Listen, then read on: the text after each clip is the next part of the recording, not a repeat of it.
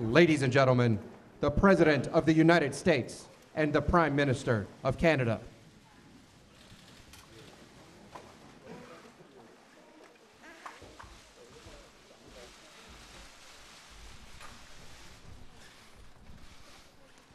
Thank you.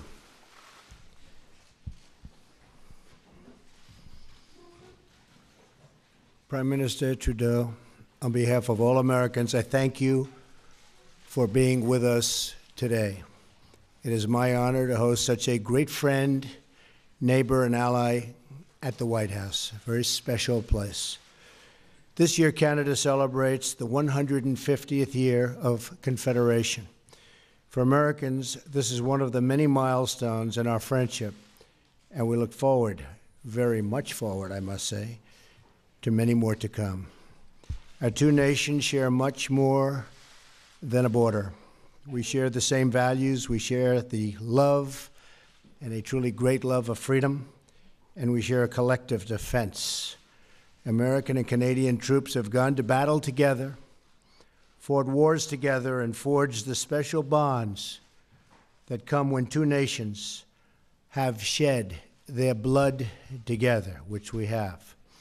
In these dangerous times, it is more important than ever that we continue to strengthen our vital alliance. The United States is deeply grateful for Canada's contribution to the counter-ISIS effort.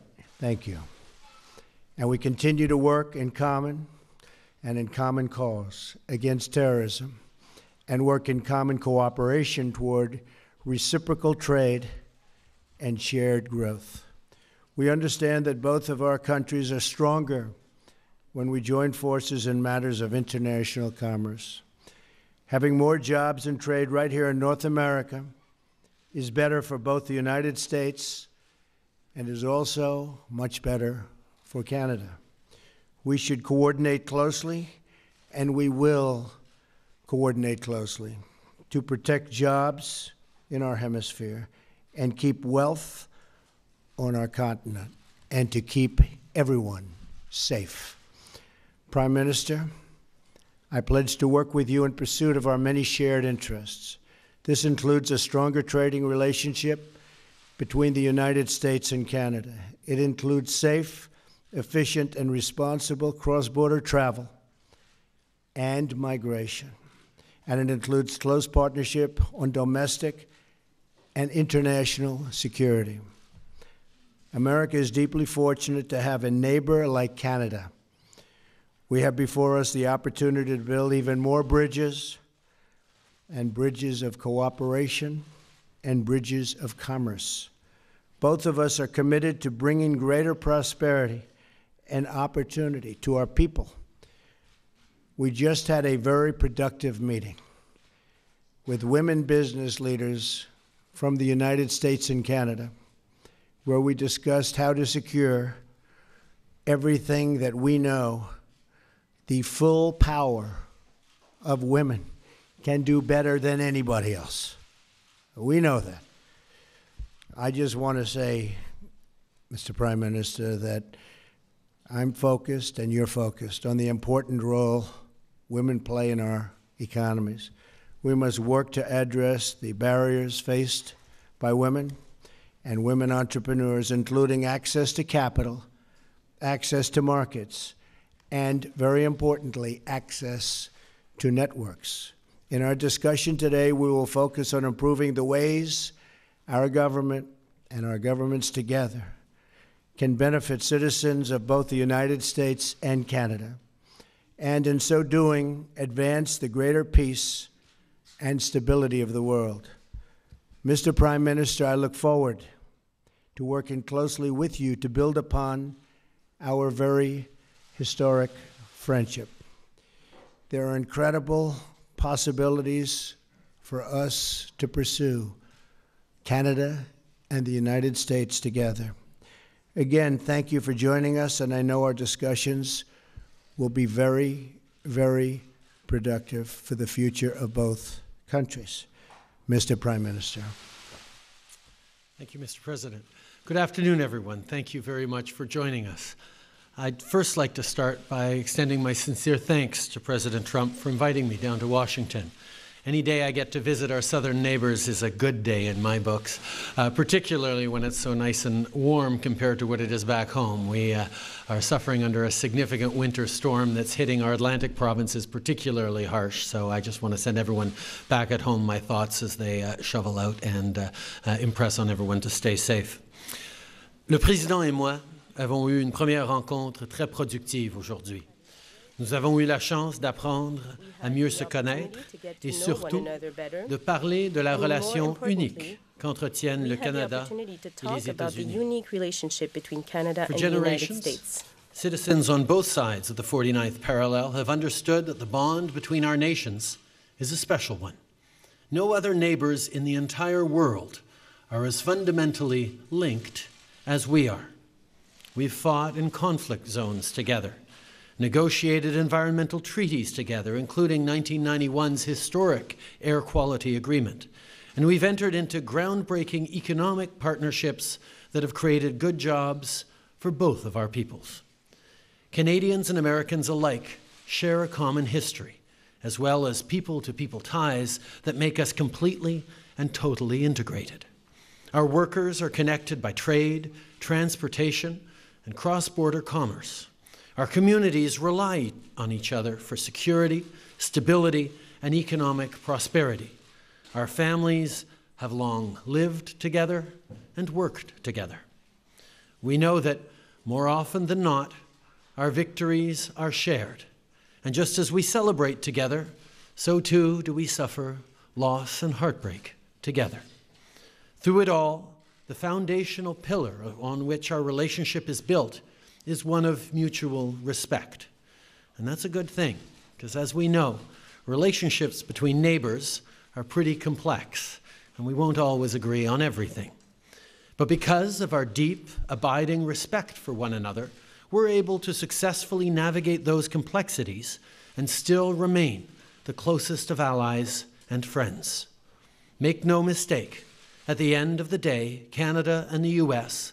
will always remain each other's most essential partner.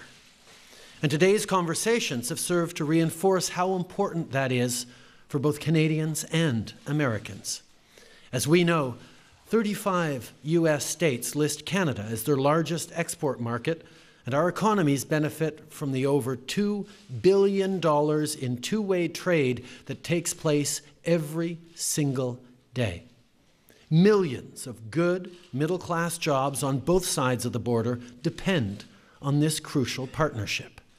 Maintaining strong economic ties is vital to our mutual success, and we're going to continue to work closely together over the coming years so that Canadian and American families can get ahead. Comme nous le savons, le Canada représente le plus grand marché d'exportation pour 35 États américains. List Canada as their largest export market, and our economies benefit from the over $2 billion in two-way trade that takes place every single day.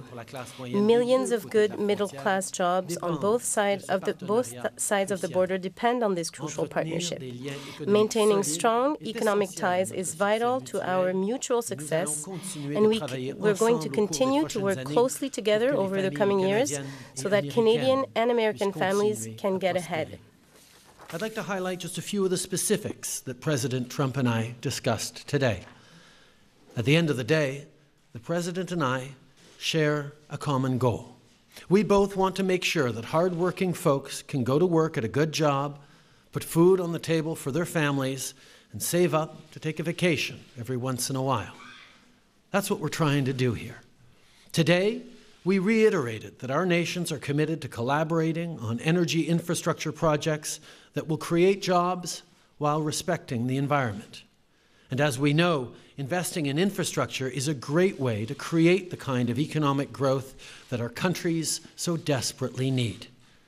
In that same vein, we know that ensuring equal opportunities for women in the workforce is essential for growing the economy and maintaining American and Canadian competitiveness on the world stage.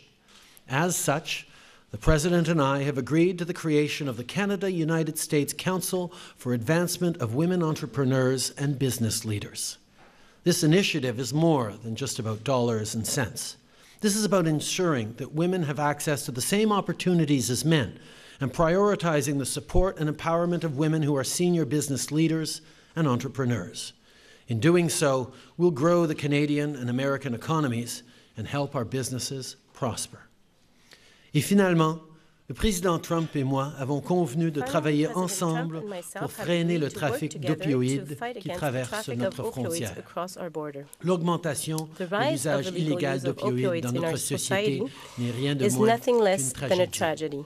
Nous allons faire tout ce que nous pouvons pour assurer la sécurité des Canadiens et des Américains. Mesdames et messieurs, ladies and gentlemen, President Trump, I know that if our countries continue to work together, our people will greatly benefit from this cooperation. Demonstrated time and again that in order to tackle our most pressing issues, both foreign and domestic, we must work with our closest allies, learn from each other, and stand in solidarity as a united voice.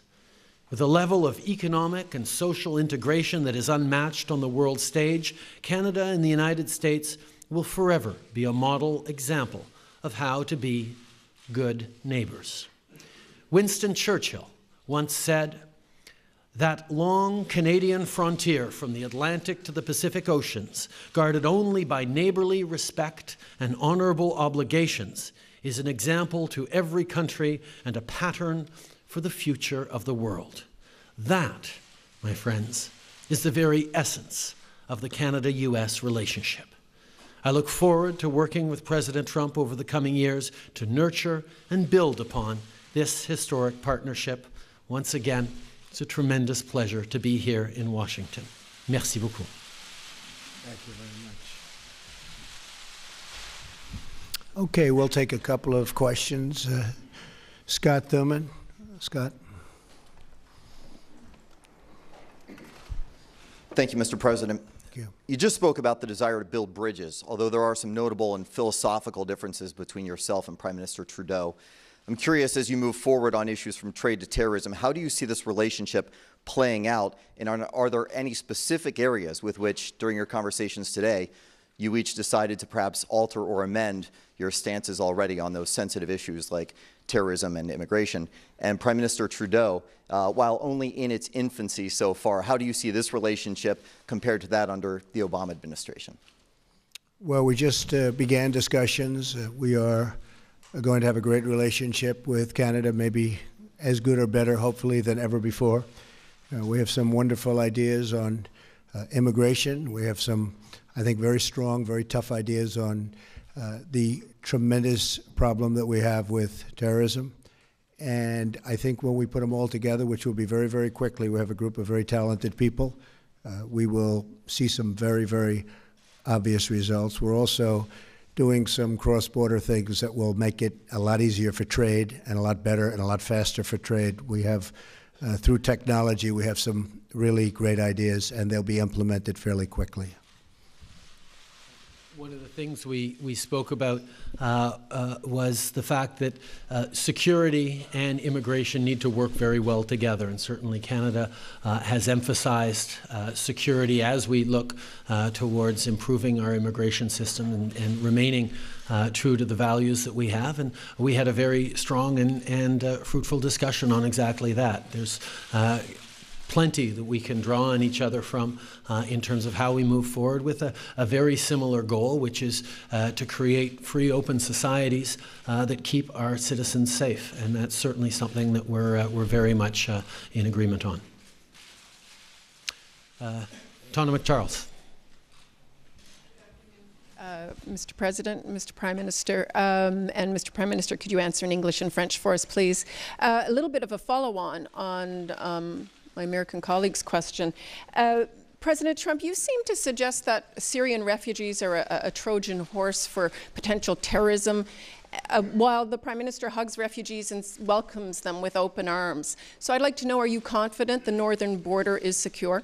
You can never be totally confident, but through the incredible efforts already, I see it happening, of formerly General Kelly, now Secretary Kelly, We have really done a great job. We're actually taking people that are criminals, very, very hardened criminals in some cases, with a tremendous track record of abuse and problems, and we're getting them out.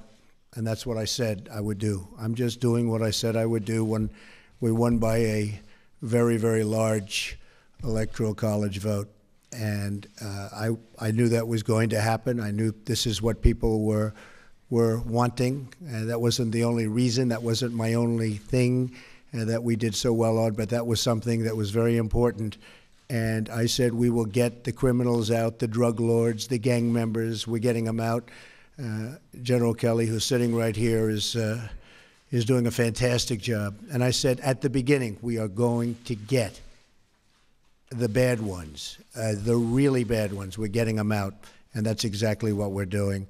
I think that in the end, everyone's going to be extremely happy, and I will tell you right now, a lot of people are very, very happy right now. Canada has always understood that keeping Canadians safe is one of the fundamental responsibilities of any government, and that's certainly something that we're very much focused on. At the same time, we continue to pursue our policies of openness towards immigration and refugees without compromising security. And part of the reason we've been successful in doing that over the past year, welcoming close to 40,000 Syrian refugees, is because we have been coordinating with our allies, the United States and around the world, to demonstrate that security comes very, very seriously to us, and that's something that we continue to deal with. C'est clair que pour garder une société en santé et sécure, il faut se pencher sur you have to make sure that you maintain, that you focus on security. And we have welcomed refugees from Syria. We have been very successful, but we have always taken our responsibility towards security very seriously. And our allies, including the United States, understand this focus very well, and they have done so since the very beginning. Collins, please. Thank you. President Trump, now that you've been in office and received intelligence briefings for nearly 1 month, what do you see as the most important national security matters facing us? And Prime Minister Trudeau, you've made very clear that Canada has an open-door policy for Syrian refugees. Do you believe that President Trump's moratorium on immigration has merit on national security grounds? Okay, thank you. Many, many problems. When I was campaigning, I said, it's not a good situation. Now that I see it, including with our intelligence briefings, we have problems that a lot of people have no idea how bad they are, how serious they are. Not only internationally, but when you come right here. I mean, obviously, North Korea is a big, big problem, and we will deal with that very strongly. We have problems all over the Middle East. We have problems just about every corner of the globe, no matter where you look. I had a great meeting this weekend with Prime Minister Abe of Japan, and got to know each other very, very well. Extended weekend, really. We were with each other for long periods of time, and our staffs and representatives. But on the home front, we have to create borders. We have to let people that can love our country in, and I want to do that. We want to have a big, beautiful, open door, and we want people to come in and come in our country. But we cannot let the wrong people in, and I will not allow that to happen during this administration. And people, the citizens of our country, want that, and that's their attitude too, I will tell you. We are getting such praise for our stance, and it's a stance of common sense. Maybe a certain toughness, but it's really more than toughness. It's a stance of common sense, and we are going to pursue it vigorously. And we don't want to have our country have the kinds of problems that you're witnessing taking place, not only here, but all over the world. We won't stand for it. We won't put up with it. We're just not going to let it happen. We're going to give ourselves every bit of chance so that things go well for the United States, and they will go well. Thank you.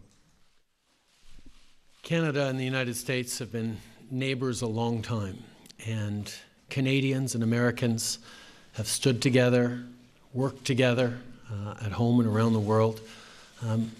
We fought and died together in battlefields in World War I and World War II, in Korea, in Afghanistan. But there have been times where we have differed in our approaches, and that's always been done firmly and respectfully. The last thing Canadians expect is for me to come down and lecture another country on how they choose to govern themselves. My role and our responsibility is to continue to govern in such a way that reflects Canadians' approach and be a positive example in the world. Okay. Richard Latendresse. Merci, Monsieur le Premier ministre. Mr. President, I will ask my question in French first, and then for you, I'll ask it again in English. Monsieur le Premier ministre, vous savez bien, je vous ai bien entendu que les entreprises canadiennes, les exportateurs, les travailleurs canadiens Canadian sont businesses, inquiets Canadian workers pour are leurs affaires, concerned pour leurs for their emplois, businesses avec l'idée de and for renégociation their de la work and jobs concerning the renegotiation of NAFTA. So what guarantees did you get from this government that we will keep our jobs and our businesses in the renegotiation of NAFTA? Mr. President. And again, during the last 3 months, you have denounced NAFTA. You have talked over and over about the Mexican portion of the agreement, very little about the Canadian one. My questions in two short part is Canada a fair trader? And when you talk about changes to NAFTA concerning Canada, are you talking about big changes or small changes? Thank you. D'abord, Richard, merci pour ta question. C'est une préoccupation pour bien les Canadiens parce qu'on sait à quel point notre économie that our est economy is dépendante very des liens dependent que nous avons on avec les États-Unis. our bonds, our relationship with the United States. Goods and services do cross the border each way, every single day, and this means a lot of millions of jobs for Canadians and good jobs for Canadians. So we are always focusing on these jobs, but there are also good jobs, millions of jobs in the United States that depend on those relationships between our two countries. So when we sit down, as we did today, and as our teams will be doing in the weeks and months to come, we will be talking about how we can continue to create good jobs for our citizens on both sides of the border. And during this exercise, we continue to understand that we have to allow this free flow of goods and services, and we have to be aware of the integration of our economies, which is extremely positive for both our countries. And this is the focus that we will have in the coming weeks and months to come. I'm greatly aware of the fact that much of our economy depends on good working relationships with the United States, good integration with the American economy. And the fact is, millions of good jobs on both sides of the border depend on the smooth and easy flow of goods and services and people back and forth across our border. Both President Trump and I got elected on commitments to support the middle class, to work hard for people who need a real shot at success. And we know that by working together, by ensuring the continued effective integration of our two economies, we are going to be creating greater opportunities for middle-class Canadians and Americans now and well into the future. I agree with that 100%. We have a very outstanding trade relationship with Canada. We'll be tweaking it. We'll be doing certain things that are going to benefit both of our countries. It's a much less severe situation than what's taken place on the southern border. On the southern border, for many, many years, the transaction was not fair to the United States. It was an extremely unfair transaction. We're going to work with Mexico. We're going to make it a fair deal for both parties. I think that we're going to get along very well with Mexico. They understand and we understand. You probably have noticed that Ford is making billions of dollars of new investments in this country. You saw Intel the other day announce that because of what I've been doing and what I'm doing in terms of regulation, lowering taxes, et cetera, they're coming in with billions and billions of dollars of investment and thousands of jobs. General Motors, likewise, is expanding plants and going to build new plants. Fiat Chrysler was at a meeting where they're doing the same. Jack Ma, we have so many people that want to come into the United States. It's actually very exciting. I think it's going to be a very exciting period of time for the United States and for the workers of the United States, because they have been truly the forgotten man and forgotten women. It's not going to be forgotten anymore, believe me. So our relationship with Canada is outstanding, and we're going to work together to make it even better. And as far as the southern border is concerned, we're going to get that worked out. We're going to make it fair, but we are going to make it so that everybody is happy. It's very important to me. Thank you. Thank you very much.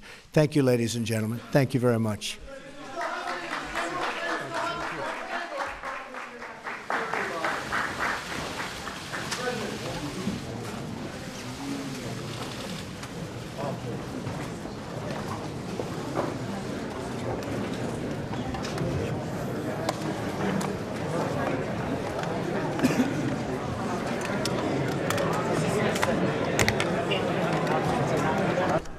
If you missed any of this news conference, go to our website, cspan.org. If it's not right there on the homepage, just search Canada.